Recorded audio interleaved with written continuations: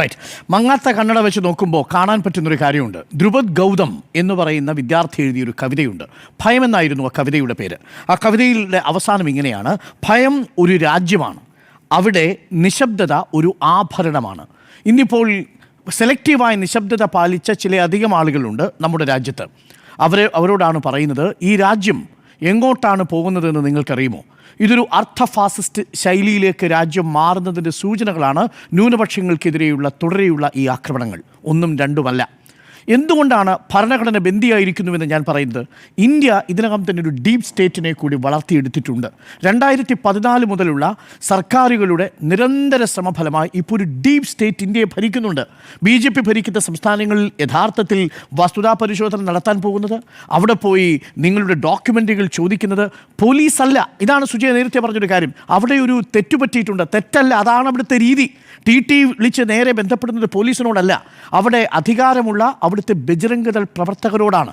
അതായത് ഉദ്യോഗസ്ഥന്മാർക്കൊപ്പം തന്നെ സമാന്തരമായൊരു ഭരണ സംവിധാന രീതി, ആ ഭരണകൂടത്തെ ലെജിറ്റിമൈസ് ചെയ്യാനും ആ പോളിസിയെ ഊട്ടി ഉറപ്പിക്കാനും വേണ്ടിയിട്ട് ആ സ്റ്റേറ്റിൽ ഭരിക്കുന്നുണ്ട്. അവരെ നമ്മൾ ഭയക്കണം. അത് പല രീതിയിൽ പല രൂപത്തിൽ വരും. അവർ ചിലപ്പോൾ ബജരംഗദളായി വരും, ചിലപ്പോൾ ഹനുമാൻ സേനയായിട്ട് വരും, ചിലപ്പോൾ ഹിന്ദു ഐക്യവേദിയായി വരും, ചിലപ്പോൾ അവർ ജാഗരൺ മഞ്ചായിട്ട് വരും.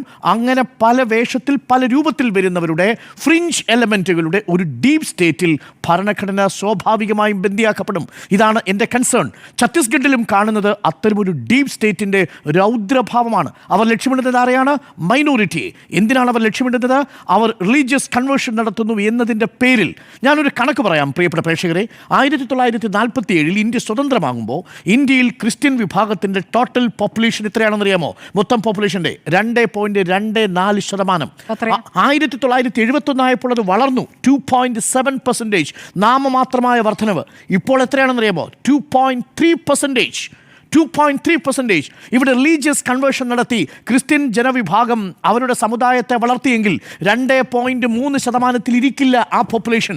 1947 എത്രയുണ്ടോ അത്രയും എന്ന നിലയിലേക്ക് ഇപ്പോഴും തുടരുന്ന ഒരു ജനവിഭാഗമാണ്. അവരെ നിങ്ങൾ ഇല്ലാത്ത റിലീജിയസ് കൺവേർഷൻ ബിൽ ഉണ്ടാകാം 1-2 ഇടങ്ങളിൽ, മറ്റെല്ലാ ഇടങ്ങളിലും ഉണ്ടാവുന്നില്ലേ? ഇന്ത്യയിൽ തന്നെ ഏറ്റവും വലിയ കൺവേർഷൻ നടത്തിയ ആളിൻ്റെ പേര് നേരത്തെ ജിമ്മി പറഞ്ഞു, അത് നമ്മളുടെ അംബേദ്കർ ആയിരുന്നില്ലേ? ആ അംബേദ്കർ ഇന്ന് നിങ്ങൾക്ക് ദൈവമല്ലേ? അങ്ങനെയാണ് ആണെങ്കിൽ മതം സ്വാഭാവികമായി മാറാനുള്ള ആഗ്രഹം ആർട്ടിക്കിൾ 25 പ്രകാരം ഒരു പൗരൻ പ്രകടിപ്പിച്ചാൽ അത് അവൻ്റെ ഭരണഘടനാപരമായ അവകാശമാണ്. അതുകൊണ്ട് ഞാൻ ആവർത്തിക്കുന്നു, ഇവിടെ റിലീജിയസ് കൺവേർഷൻ്റെ പേരിൽ ഒരു സമുദായത്തെ മുഴുവൻ ഇരുട്ടിലാക്കി നിർത്തുകയും അപരവിദ്വേഷത്താൽ അധിഷ്ഠിതമായ ഹിന്ദുത്വ ദേശീയതയെ പ്രചരിപ്പിക്കാനുള്ള ഒരു ടൂളാക്കി മാറ്റുകയുമാണ് ചെയ്യുന്നത്. അതിനുവേണ്ടി നിരന്തരം ഡീപ് സ്റ്റേറ്റിന് വേണ്ടിയുള്ള ഏജന്റുകളെ BJP സർക്കാർ അതാത് സംസ്ഥാനങ്ങളിൽ സൃഷ്ടിച്ചുകൊണ്ടിരിക്കുന്നു എന്നതിൻ്റെ തെളിവാണ് നമ്മളിപ്പോൾ ഛത്തീസ്ഗഡിൽ കണ്ടുകൊണ്ടിരിക്കുന്ന ഈ അതിക്രമങ്ങൾ. അതൊരൊറ്റപ്പെട്ട സംഭവമായി ഞാൻ കാണുന്നതേയില്ല. കാരണം കൃത്യമായ കണക്ക് നമ്മുടെ മുന്നിലുണ്ട്. കഴിഞ്ഞ 10 വർഷം കൊണ്ട് 4316 അതിക്രമങ്ങളാണ് ക്രൈസ്തവ സമൂഹത്തിന് നേരെയുണ്ടായത്. ചെറുതാണോ? 4316 അതിക്രമങ്ങൾ. 2014 127 അതിക്രമങ്ങളായിരുന്നുവെങ്കിൽ 2024 മോദി സർക്കാർ 10 വർഷം തികയ്ക്കുമ്പോൾ 824 അതിക്രമങ്ങൾ ഒരു വർഷം എന്ന നിലയിലേക്ക് അത് വളർന്നിരിക്കുന്നു. ക്രിസ്ത്യൻ സമുദായ വിഭാഗങ്ങളിൽ 647 പള്ളികൾ മണിപ്പൂരിൽ മാത്രം തകർക്കപ്പെട്ടിരിക്കുന്നു. ഞാനൊരു കാര്യം കൂടി നിങ്ങളോട് പറയാം പ്രിയപ്പെട്ട പ്രേക്ഷകരെ. മഹാരാഷ്ട്രയിൽ ഒരു MLA ഉണ്ട്. ആ MLAയുടെ പേര് ഗോപിചന്ദ് പടാൽക്കർ എന്നാണ്. ഗോപിചന്ദ് പടാൽക്കർ കഴിഞ്ഞ ജൂൺ 17 ഒരു വലിയ പ്രസംഗം നടത്തി. എന്തായിരുന്നു പ്രസംഗത്തിൻ്റെ ഉള്ളടക്കം എന്നറിയാമോ സുജയ? പ്രസംഗം പറയുന്നത് ഇങ്ങനെയാണ്: നിങ്ങൾ ക്രിസ്തീയ മതവിഭാഗത്തിൽപ്പെട്ട ആളുകൾ മതപരിവർത്തനം നടത്താൻ വന്നാൽ അടിക്കുകയോ മർദ്ദിക്കുകയോ ചെയ്താൽ 3 ലക്ഷം മുതൽ 11 ലക്ഷം വരെ ഇനാം നൽകാം എന്നാണ്. ഇത് ഇന്ത്യയല്ലേ? ഇന്ത്യയിൽ ഒരു പൗരൻ അവൻ്റെ മതം പ്രചരിപ്പിക്കാനുള്ള അവകാശമില്ലേ? ആർട്ടിക്കിൾ 25 പ്രകാരം right to profess, right to practise, right to propagate religion എന്നല്ലേ? ആ റൈറ്റ് ടു പ്രൊപ്പഗേറ്റിൻ്റെ ഭാഗമായി എൻ്റെ മതത്തിലേക്ക് നിങ്ങളെ സ്വാഗതം ചെയ്താൽ അതെങ്ങനെയാണ് കുറ്റകൃത്യമാവുക? അങ്ങനെയാണെങ്കിൽ ആദ്യത്തെ കുറ്റവാളി അംബേദ്കർ അല്ലേ? എന്തുകൊണ്ടാണ് അംബേദ്കർക്കെതിരെ ആ നിലപാടെടുക്കാതെ പോകുന്നത്? ഇപ്പോൾ ആ നിലപാടെടുക്കാതെ പോകുന്നത്? അന്ന് ആ നിലപാടെടുത്തിട്ടുണ്ട്. അന്ന് അംബേദ്കർ മതപരിവർത്തനം നടത്തണമെന്ന് ആഹ്വാനം ചെയ്യുകയും മനുസ്മൃതി കത്തിക്കുകയും ചെയ്ത കുളത്തിൽ ആ കുളം മുഴുവൻ ചാണകവെള്ളം ഒഴിച്ച് ശുദ്ധീകരിച്ചു. ശുദ്ധീകരിച്ചു. ഒന്ന് ആലോചിച്ച് നോക്കിയാൽ മെറ്റഫർ, ചാണകവെള്ളം ഒഴിച്ച് ശുദ്ധീകരിക്കുകയാണോ ചെയ്യുക ഒരു കുളം? അതാണ് സംഭവിച്ചത് അംബേദ്കറിൻ്റെ കാലത്തിൽ. ഇപ്പോഴും അതുതന്നെയാണ് സംഭവിച്ചുകൊണ്ടിരിക്കുന്നത് എന്നുള്ളതാണ് യാഥാർത്ഥ്യം. അതിൻ്റെ നേർചിത്രമാണ് നമ്മൾ ഛത്തീസ്ഗഡിൽ കണ്ടുകൊണ്ടിരിക്കുന്നത്. 2 പോയിന്റ് എനിക്ക് പറയാനുള്ളൂ. ഇത് ഈ കണക്കുകൾ നമ്മളോട് പറയുന്നത് ഒരു വലിയ ഡീപ് സ്റ്റേറ്റ് ഇവിടെ വരുന്നു എന്നുള്ളതാണ്. രണ്ടാമത്തെ ഒരു പ്രധാനപ്പെട്ട കാര്യം, ഇന്ന് ദീപിക പത്രം വളരെ കൃത്യമായി എഴുതി വെച്ചിട്ടുണ്ട്. ഇങ്ങനെയാണ് ദീപിക പറയുന്നത്: തടയാനായില്ല. രാജ്യം ഭരിക്കുന്ന BJPയുടെ അനുഗ്രഹാശിസുകളോടെ, പറയുന്നത് കത്തോലിക്ക സഭയുടെ മുഖപത്രമാണ്, പ്രതിപക്ഷത്തിൻ്റെ വഴിപാട് പ്രതിഷേധത്തോടെ, നീതിന്യായ സംവിധാനങ്ങളുടെ പരിമിതികളോടെ, ന്യൂനപക്ഷ ദല്ലാൾ സംഘങ്ങളുടെ ഒറ്റുചുംബനത്തോടെ. കാസ, ഇത് നിങ്ങളെക്കുറിച്ചാണ് പറയുന്നത് ദീപിക, കാസയെക്കുറിച്ചാണ് പറയുന്നത്. എന്താ വാചകം? ന്യൂനപക്ഷ ദല്ലാൾ സംഘങ്ങളുടെ ഒറ്റുചുംബനത്തോടെ അവരുടെ അഥവാ ഹിന്ദുത്വയുടെ രാഷ്ട്രം നിർവചിക്കുകയാണ്. കന്യാസ്ത്രീകളെയല്ല, മതേതര ഭരണഘടനയാണ് ഇപ്പോൾ ഈ വർഗീയവാദികൾ ബന്ദികളാക്കിയിരിക്കുന്നത്. BNS 143 1F പ്രകാരമാണ് അവരെ കസ്റ്റഡിയിലെടുത്തിരിക്കുന്നത്. എന്താണ് BNS പറയുന്നതെന്ന് അറിയാമോ? ഒന്നിൽ കൂടുതൽ ആളുകളെയാണ് റിലീജിയസ് ഹ്യൂമൻ ട്രാഫിക്കിംഗ് നടത്തിയതെങ്കിൽ 10 വർഷം വരെ തടവ് ശിക്ഷ ലഭിക്കാവുന്ന കുറ്റകൃത്യമാണ് ഇവരുടെ പേരിൽ ആരോപിക്കപ്പെട്ടിരിക്കുന്നത്. ഈ പാവപ്പെട്ട ആളുകൾ ആരാണെന്നറിയാമോ സുജയ? ഗ്രീൻ ഗാർഡൻസ് എന്ന് വിളിച്ചത് അവരല്ല, നാട്ടുകാർ വിളിച്ചതാണ്. ഈ അസീസി മേരി ഓഫ് ഇമാക്കുലേറ്റ് എന്ന് പറയുന്ന സംഘടനയിൽപ്പെട്ട നേഴ്സുമാരെ. എന്തിനാണെന്നറിയാമോ? ഒരു ഡംപിയാർഡിൽ വന്ന കുഷ്ഠരോഗികളായ മനുഷ്യരെ പോയി സാന്ത്വനത്തിൻ്റെ കൈവിരലുകൾ കൊണ്ട് പരിലാളിച്ചതിന്, അവരെ ആശ്വസിപ്പിച്ചതിന്, കുഷ്ഠരോഗികളെ അറച്ചുകിടന്നിരുന്നൊരു വിഭാഗത്തെ പൊതുധാരയിലേക്ക് കൊണ്ടുവരാൻ വേണ്ടി സേവനം നടത്തിയതിന് പൊതുസമൂഹം കൊടുത്ത പേരാ ഗ്രീൻ ഗാർഡൻസ്. അവരെ ഇപ്പോൾ സെക്ഷൻ 143 ഇട്ട് 10 വർഷം തടവിലാക്കാൻ വേണ്ടി ഒരുങ്ങുന്ന ഒരു സർക്കാർ ഛത്തീസ്ഗഡ് ഭരിക്കുന്നുണ്ട്.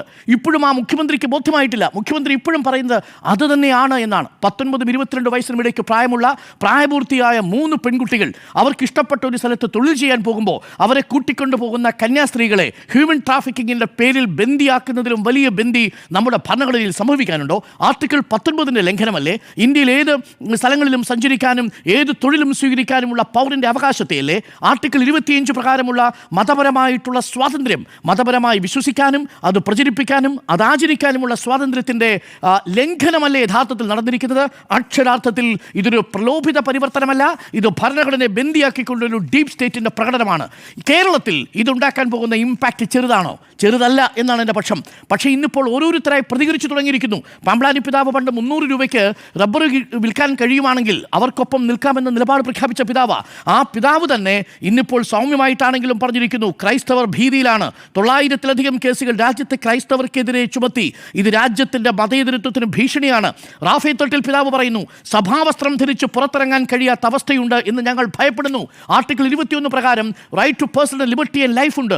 നിങ്ങളുടെ സ്വാതന്ത്ര്യമാണ് ഇഷ്ടപ്പെട്ട വസ്ത്രം ധരിക്കുക, ഇഷ്ടപ്പെട്ട മതത്തിൽ വിശ്വസിക്കുക. ആർട്ടിക്കിൾ 25 ഇഷ്ടപ്പെട്ട ഇടങ്ങളിൽ സഞ്ചരിക്കുക. ആർട്ടിക്കിൾ 19 ഇതിനെയൊക്കെ നിർവീര്യമാക്കിക്കൊണ്ടാണ് ന്യൂനപക്ഷ സമുദായത്തെ അപരവിദ്വേഷത്തിൻ്റെ പേരിൽ ഭൂരിപക്ഷ സമുദായത്തിൽപ്പെട്ട ഒരു വിഭാഗം നിരന്തരം വേട്ടയാടിക്കൊണ്ടിരിക്കുന്നത്, അതും ഒരു ഡീപ് സ്റ്റേറ്റ് സൃഷ്ടിച്ചുകൊണ്ട്. അതുകൊണ്ട് ആവർത്തിച്ചു പറയുന്നു, ഇത് ഭരണഘടനയെ ബന്ദിയാക്കലാണ്.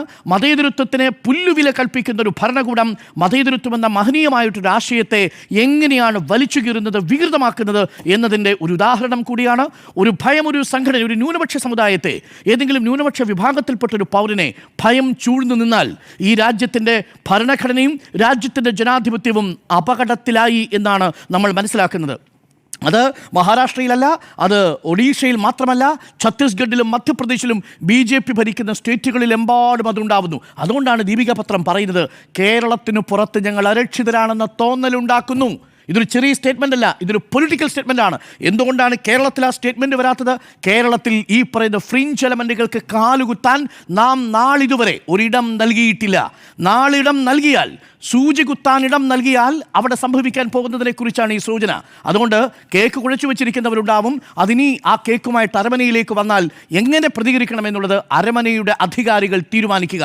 നിങ്ങൾക്ക് കേക്ക് വേണോ, അതല്ല ഭരണഘടന വേണോ, ആ ഭരണഘടന വിഭാവനം ചെയ്ത സ്വാതന്ത്ര്യം വേണമോ എന്നുള്ളതാണ് ചോദ്യം. ഞാൻ ആവർത്തിക്കുന്നു, നമ്മുടെ രാജ്യം ഭയമായി മാറുകയാണെങ്കിൽ ആ രാജ്യത്ത് നിശബ്ദത ഒരു ആഭരണമായി മാറും. പുരോഹിതന്മാരും ജനാധിപത്യത്തെ സ്നേഹിക്കുന്നവരും ആ ആഭരണം അണിയാതിരുന്നാൽ രാജ്യം ഭയമല്ലാതായി തീരുമെന്ന് മാത്രമാണ് എൻ്റെ ടേക്ക്.